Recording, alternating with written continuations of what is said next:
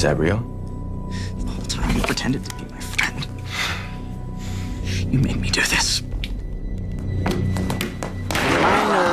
I thought it was Reverse Flash. I thought maybe it was Skip Bayless or even me, but no. Kendrick is the king of haters. It's solidified. He said it himself. The whole world stood by and watched this man execute Drake live on Academic stream, and no one did anything about it. We just stood there. It's crazy because it all started off pretty chill with a song like that back in March. Great song. It's in my gym playlist. Kendrick dissed Drake and J. Cole out of nowhere, unwarranted. The song got a little buzz behind it. I ain't gonna act like it was anything too crazy, but you know, it was a little bit of flexing, a little bit of F the big three. It's just big me, you know, standard dissing practices. And everyone was expecting a response from both J. Cole and Drake, and we got one. First dude to respond was Jermaine. And you know, he was keeping it about the music. First ish a classic, last ish was tragic. You know, he was talking his ish. Everyone was hyped. They was ready for a little back and forth in the rap game. Just a bunch of rich dudes flexing on each other. We gotta love it. But what happened next blindsided everyone. Before Kendrick or Drake even drop a diss, Jermaine Cole, he backed out.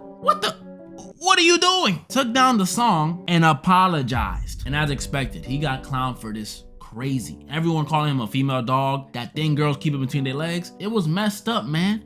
Messed up. I was one of them. But backing out in hindsight was for sure the best thing Jermaine Cole could have done. He saw something all of our feeble minds couldn't see. A bad future where this beef went from surface level disses to personal disses. And Jermaine was right, cause then Drake dropped push-ups. And that's when stuff got personal. Not only did he call Kendrick short, but worst of all, he said he wears a size 7. A size 7!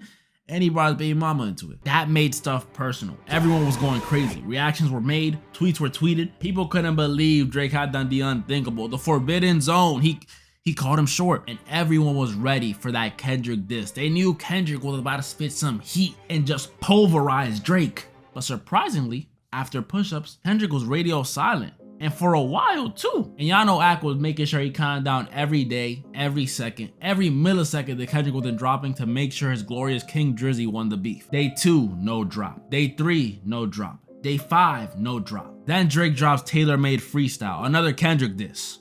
It was trash though. Day 11, no drop. Day 13, no drop. Day 15, no drop. Day 16, no drop from Kendrick. Things were looking grim. It was looking like it was over. But on the 17th day, at about 12 p.m., I get a text from one of my closest homies. It's a link to a song titled Euphoria. Like, the show? Don't know by who. I can't see a name since it's a link. I'm thinking he's just trying to show me a new artist or something. I click on the link. My YouTube loads it up. Still don't know who it is. Then my eyes glance down to the channel name. And at the same time, I hear it.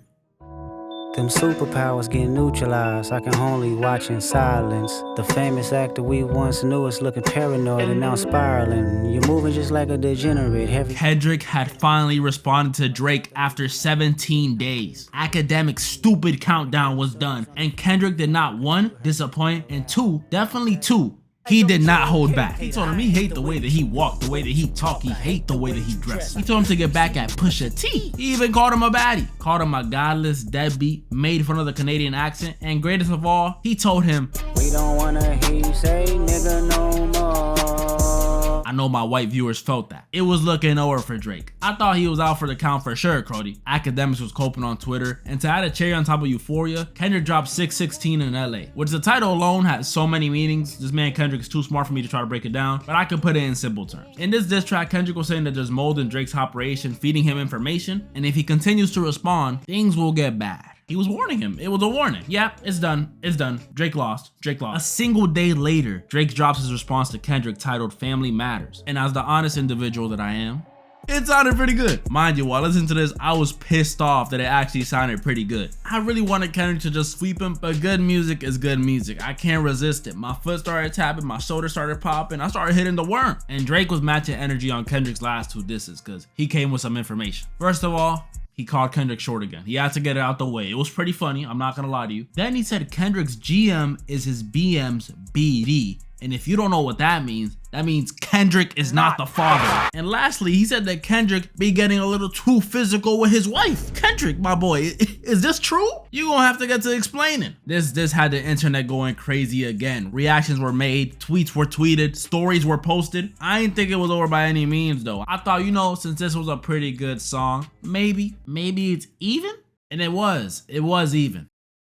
For about 15 minutes. Cause Kendrick dropped again. Kendrick drops Meet the Grand, where he not only came at the dude from Degrassi, but he did it in a way that only Kendrick could do. Dear Adonis, I'm sorry that man is your father, let me be honest. He went one by one down this man's entire family tree and told them how bad of a person Drake is. He talked to his mom Sandra, his dad Dennis, his son Adonis. He even eventually talked to Drake directly. And people were loving it. Reactions were being made, tweets were being tweeted, stories were being posted. Academics was crying on stream. But the real thing that made this song go crazy was, dear baby girl, I'm sorry that your father not active inside your world. Baby girl? Who's baby girl? Kendrick dropped a nuke of an allegation. He said that Drizzy Drake had an 11-year-old daughter that he is not claiming. This reveal gave everyone flashbacks to 2018 when Pusha T exposed Drake for having an unclaimed son. Now you're telling me he's a deadbeat father to an 11-year-old girl? And not only that, he also implied that there might be more children. Bro, this man Drake is half black, half Mexican, having hella kids and abandoning all of them. What the? This song gave me chills. I was scared for Drake. It was crazy, because aside from the big shock that the daughter thing was, Kendrick also said Drake was a manipulator, a liar, a gooner, a gambling addict, a perk popper, a colonizer, and a predator. Most of those allegations alone could put you in a Sunny V2 video, but the predator thing is a wild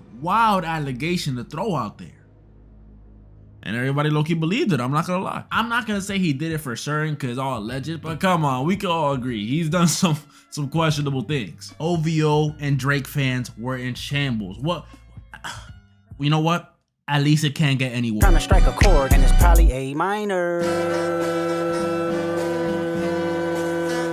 Kendrick was out here moving like Chris Hansen, trying to expose the entirety of OVO. He drops another song again the next day, the song Not Like Us. This song, 10 out of 10, I can't lie to you. It was a nail in the coffin just to hammer home that predator point, really making sure we know that OVO and Drake all allegedly have the same name as this dude. It was once again looking over for Drake. Internet was going crazy, reactions were being made, tweets were being tweeted, comments were being left. Academics was rocking with it, but it wasn't over. Drake dropped yet another song responding to Kendrick, and it was not well received to say the least. And it's not because it was trash. It's really because the whole song was pretty much, yeah.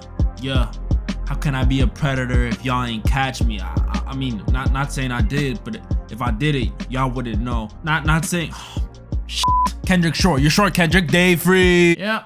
This is the result. The king of haters, Kendrick Lamar, successfully turned most of the global population against Drizzy Drake, making everyone effectively pretty much hate him. If that's not greatness, I don't know what is.